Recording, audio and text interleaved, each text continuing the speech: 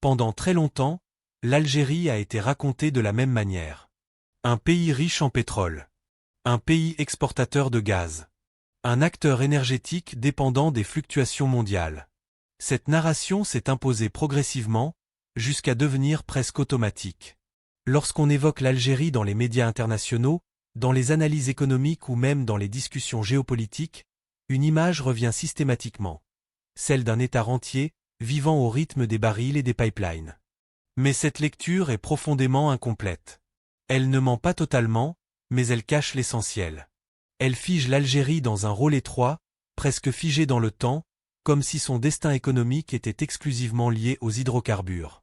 Or, cette vision ne permet ni de comprendre la trajectoire réelle du pays, ni d'anticiper son avenir. Car réduire l'Algérie au pétrole et au gaz, c'est ignorer la complexité de son territoire, la diversité de son sous-sol, mais aussi les choix économiques et politiques qui ont structuré son développement depuis l'indépendance. Une économie façonnée par l'urgence, pas par la stratégie. Après 1962, l'Algérie hérite d'un pays à reconstruire. Les priorités sont claires, financer l'État, développer les infrastructures, assurer la stabilité sociale. Les hydrocarbures apparaissent alors comme une solution évidente. Ils offrent des revenus rapides, massifs et relativement simples à mobiliser. Progressivement, un modèle s'installe. Extraire. Exporter. Encaisser. Ce schéma permet de répondre aux besoins immédiats, mais il crée aussi une dépendance structurelle. L'économie nationale s'organise autour de cette rente énergétique. Les investissements, les politiques publiques et même la diplomatie s'alignent sur cette logique. Le problème n'est pas d'avoir exploité le pétrole et le gaz. Le problème est d'avoir laissé ces ressources devenir le pilier quasi exclusif de l'économie. Une image qui arrange, mais qui enferme. Cette vision réductrice n'est pas seulement le résultat de choix internes. Elle est aussi renforcée de l'extérieur. Pour de nombreux partenaires, voir l'Algérie comme un simple fournisseur d'énergie est confortable. Cela simplifie les relations. Cela évite de considérer le pays comme un concurrent industriel ou stratégique. Mais cette perception a un coût. Elle invisibilise tout ce qui ne relève pas directement des hydrocarbures. Elle relègue au second plan les autres ressources, les autres potentiels, les autres trajectoires possibles. Résultat, même à l'intérieur du pays, le débat économique s'est longtemps limité à une seule question. Index revers pointant vers la droite blanc, comment mieux gérer la rente? Et non. Index revers pointant vers la droite blanc, comment sortir de la rente? Une dépendance qui fragilise. Lorsque l'essentiel des revenus d'un pays dépend d'un nombre limité de ressources, chaque choc externe devient une menace. La volatilité des prix, les crises géopolitiques, les transformations des marchés mondiaux ont un impact immédiat. L'Algérie en a fait l'expérience à plusieurs reprises. À chaque chute des prix du pétrole, les mêmes symptômes apparaissent. Tension budgétaire. Ralentissement des projets. Pression sur la monnaie. Dépendance accrue aux importations. Ce cycle a montré ses limites. Non pas parce que le pays manque de richesse, mais parce qu'il n'a pas suffisamment diversifié ses sources de création de valeur. Le mythe du pays, monoressource. En réalité, l'Algérie n'a jamais été un pays pauvre en ressources. Elle est un pays mal résumé. Son territoire est l'un des plus vastes d'Afrique. Son sous-sol est parmi les plus variés du continent. Sa position géographique la place au croisement de l'Europe, de l'Afrique et du monde méditerranéen. Pourtant, pendant des décennies, cette diversité a été mise de côté dans le récit dominant. Comme si le pétrole suffisait à tout expliquer. Mais aujourd'hui, cette lecture devient obsolète.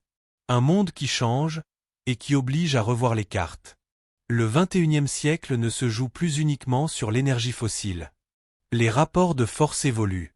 Les États se livrent désormais une compétition sur les minerais critiques, les chaînes d'approvisionnement, la souveraineté industrielle, la sécurité alimentaire, l'accès à l'eau, la maîtrise des technologies. Dans ce nouveau contexte, la richesse ne se mesure plus uniquement en barils exportés, mais en capacité à transformer, à structurer, à industrialiser. Et c'est précisément là que l'Algérie change de statut. Pourquoi cette vision doit être déconstruite? Continuer à voir l'Algérie comme un simple exportateur d'énergie, c'est passer à côté de son véritable potentiel stratégique. C'est ignorer la diversité de son sous-sol, la profondeur de ses réserves non énergétiques, les opportunités industrielles inexploitées, la montée en compétence de sa population. Ce décalage entre la réalité et la perception crée un paradoxe. Index revers pointant vers la droite blanc, un pays objectivement riche, mais perçu comme dépendant. Index revers pointant vers la droite blanc, un territoire stratégique, mais traité comme périphérique. Déconstruire cette illusion est la première étape pour comprendre les véritables enjeux. Vers une nouvelle lecture de l'Algérie. Aujourd'hui, l'Algérie se trouve à un moment charnière. Les anciens modèles montrent leurs limites. Les nouvelles contraintes mondiales forcent à repenser les stratégies. Ce qui était autrefois secondaire devient central. Ce qui était invisible devient stratégique. Le pétrole et le gaz restent importants, mais ils ne sont plus l'unique clé de lecture. Ils ne sont qu'un élément d'un ensemble beaucoup plus vaste. Pour comprendre ce que l'Algérie peut devenir, il faut regarder plus loin. Plus profond. Littéralement. Index revers pointant vers la droite blanc, car le véritable potentiel du pays ne se limite pas à ce qui alimente les moteurs, mais à ce qui façonne les industries du futur. Et c'est exactement ce que nous allons explorer dans la prochaine partie. Lorsqu'on parle de richesse naturelle, l'imaginaire collectif se focalise souvent sur ce qui brûle, ce qui alimente des moteurs ou des centrales. Pourtant, dans le monde contemporain, les ressources les plus déterminantes sont souvent celles que l'on ne voit pas, ou que l'on comprend mal. L'Algérie en est un exemple frappant. Sous son territoire immense se cache l'un des sous-sols les plus variés et les plus stratégiques du continent africain. Un sous-sol qui ne se limite pas à l'énergie, mais qui concentre des ressources devenues centrales dans les industries modernes, les technologies de pointe et les équilibres géopolitiques du XXI siècle. Ces richesses existent. Elles sont identifiées. Elles sont documentées. Et pourtant, elles restent largement absentes du récit dominant. Un sous-sol qui dépasse largement les hydrocarbures. Contrairement à une idée répandue, le pétrole et le gaz ne représentent qu'une partie du potentiel minier algérien. Le territoire national repose sur des formations géologiques anciennes, riches en minerais métalliques et non métalliques, dont certains sont aujourd'hui classés comme ressources critiques par les grandes puissances économiques. Ce type de ressources ne sert pas seulement à produire de l'énergie. Il structure des chaînes industrielles entières. Il conditionne l'accès aux technologies avancées. Il influence les décisions diplomatiques. Dans ce nouvel ordre mondial, disposer de ces ressources n'est plus un simple avantage économique. C'est un levier de souveraineté. Les minerais stratégiques, la nouvelle bataille mondiale. Le monde ne manque pas de pétrole. Mais il manque de minerais stratégiques. Terres rares, métaux spéciaux, éléments indispensables à l'électronique, aux batteries, aux énergies renouvelables, à l'aéronautique et aux systèmes de défense sont aujourd'hui au cœur d'une compétition intense. Ces matériaux sont peu nombreux, difficiles à extraire et concentrés dans quelques régions du globe. C'est précisément ce qui leur confère une valeur géopolitique majeure. L'Algérie fait partie de ces régions. Les terres rares, une richesse silencieuse mais décisive. Les terres rares sont souvent mal comprises. Leur nom laisse penser qu'elles sont exceptionnelles par leur rareté, alors que leur vraie valeur réside dans leur concentration exploitable et leur rôle industriel. Elles sont indispensables à la fabrication des smartphones, les moteurs électriques, les éoliennes, les panneaux solaires, les systèmes de guidage, les équipements militaires avancés. Aujourd'hui, une grande partie du marché mondial est dominée par un nombre très limité d'acteurs. Cette concentration crée des dépendances stratégiques. Or, l'Algérie possède des gisements significatifs, notamment dans les régions du Sud et du Sud-Est. Des zones encore peu exploitées, mais dont le potentiel est reconnu par les spécialistes.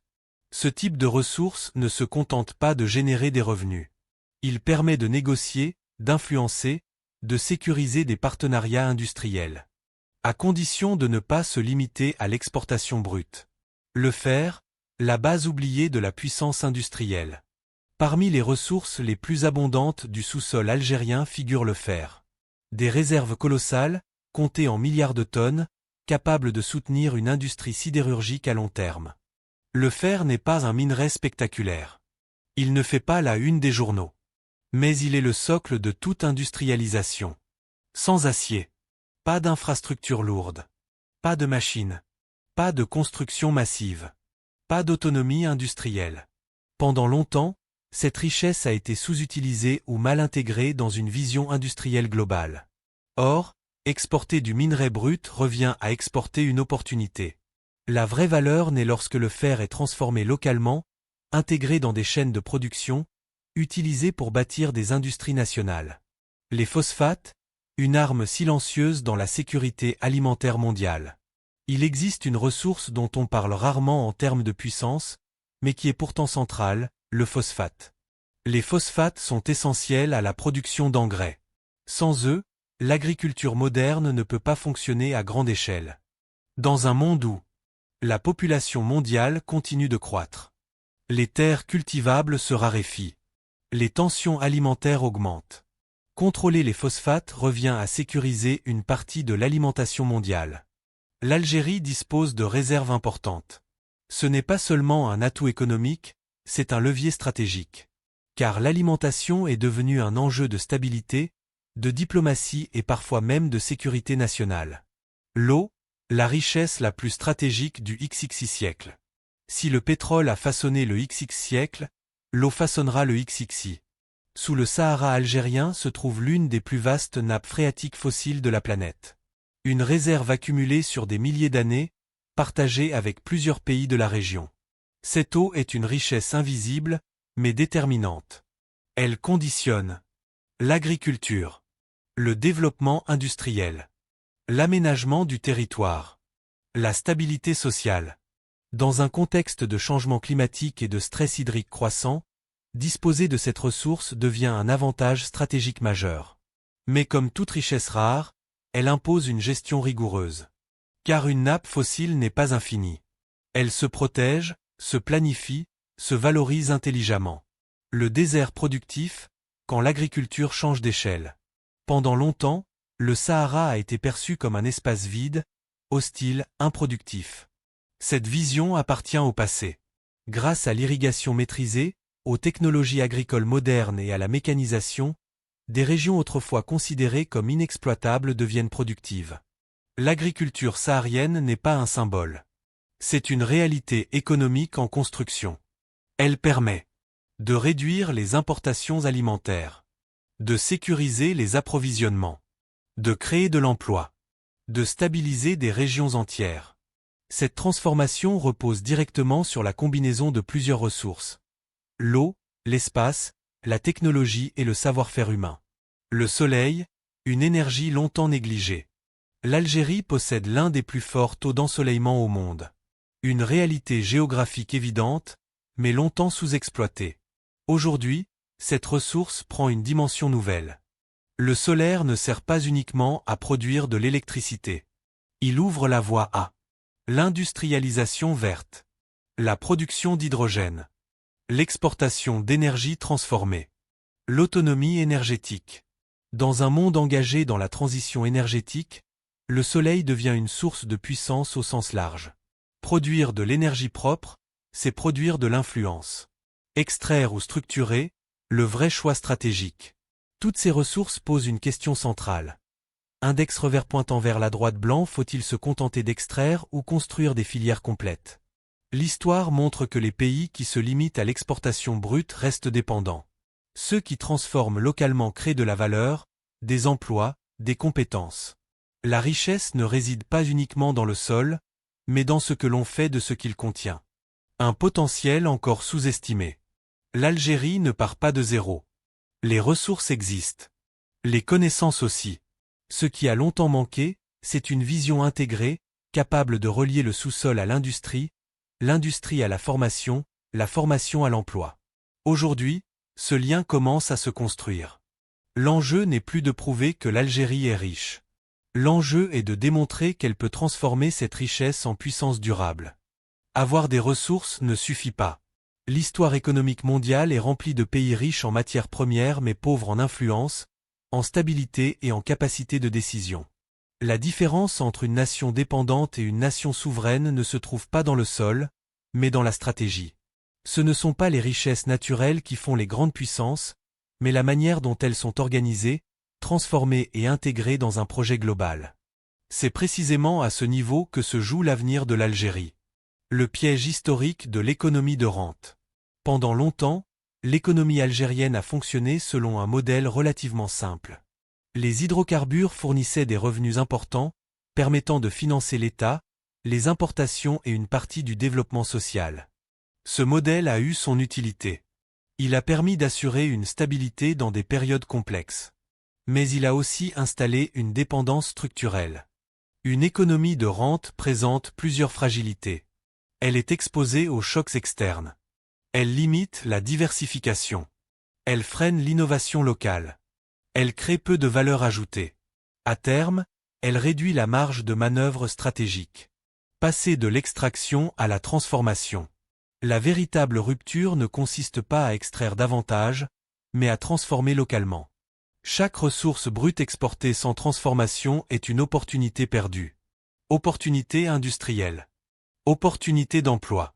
Opportunité de transfert de compétences. Construire des chaînes de valeur complètes change tout. Cela signifie maîtriser chaque étape, de l'extraction à la production, de la production à l'exportation de produits finis ou semi-finis. C'est ainsi que naissent les économies résilientes. Structurer des filières industrielles durables. L'Algérie possède les bases nécessaires pour développer plusieurs filières stratégiques. Métallurgie. Industrie minière intégrée. Agro-industrie. Énergie renouvelable. Chimie et transformation des phosphates. Mais une filière ne se décrète pas. Elle se construit sur le long terme, avec des infrastructures adaptées, une réglementation claire, des investissements ciblés, une vision cohérente. L'objectif n'est pas d'être autosuffisant en tout, mais d'être maître des segments clés. L'exemple de l'agriculture modernisée. L'agriculture illustre parfaitement cette transition. En combinant technologie moderne, irrigation maîtrisée et structuration des filières, le pays réduit progressivement sa dépendance aux importations alimentaires.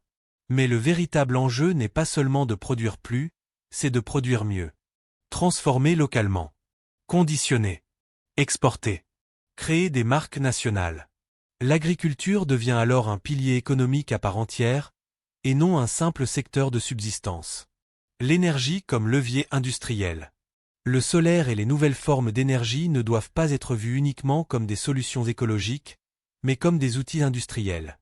Produire de l'électricité propre permet de alimenter des industries énergivores, réduire les coûts de production, attirer des investissements, préparer l'économie de demain.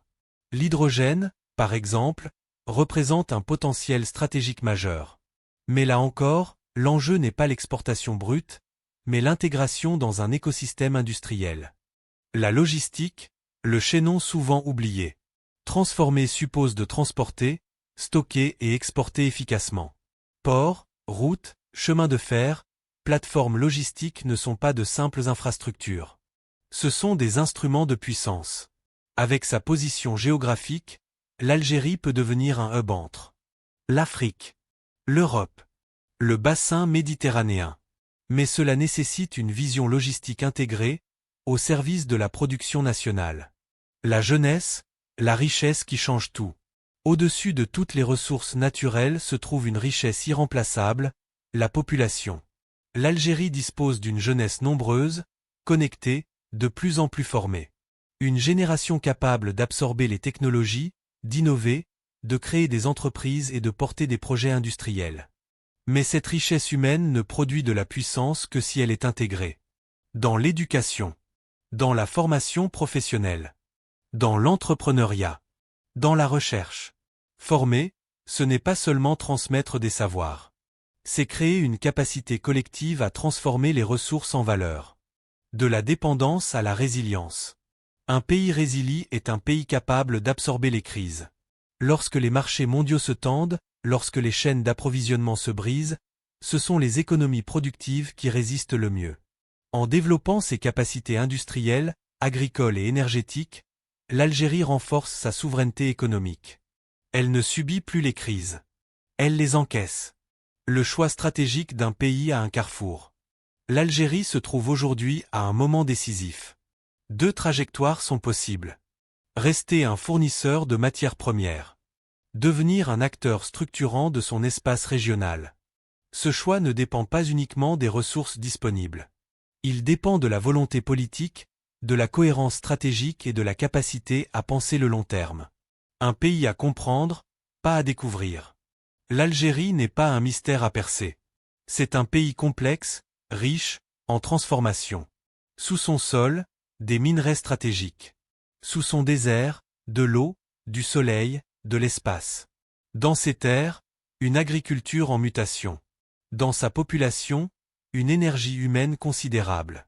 Le vrai paradoxe algérien n'est pas l'absence de richesse, mais le décalage entre le potentiel et son exploitation. Si cette vision de l'Algérie t'a parlé. Index revers pointant vers la droite blanc like la vidéo. Index revers pointant vers la droite blanc abonne-toi. Index revers pointant vers la droite blanc dis-nous en commentaire de quel wilaya ou de quel village tu viens.